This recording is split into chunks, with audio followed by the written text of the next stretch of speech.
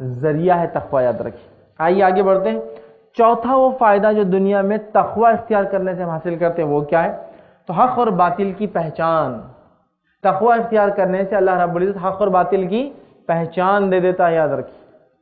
جب انسان تقوی اختیار نہیں کرتا تو خلط ملط زندگی گزارتا ہے، مطلب اس کو حق باطل کی پہچان نہیں ہوتی، جب تک چل گیا صحیح چل گیا، جب ہو گیا غلط ہو گیا، نہیں۔ جب انسان تقوی اختیار کرتا ہے تو اللہ رب العزت اپنے مومن بندے کو حق اور باطل کی پہچان دیتا ہے۔ دیکھیے اس تعلق سے اللہ کیا فرماتا ہے؟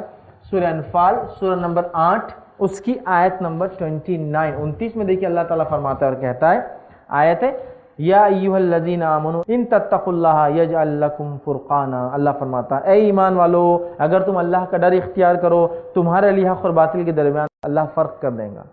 اے ایمان والو تم اللہ کا تقوی اختیار کرو تو اللہ تمہارے لیے حق اور باطل میں فرق کر دے گا۔ حق اور باطل کا فرق تب تک سمجھ میں نہیں آئے گا جب تک کہ ہم حقیقی معنوں میں تقوی اختیار نہیں کریں گے، اللہ کا ڈر اختیار نہیں کریں گے۔ تو اللہ تعالیٰ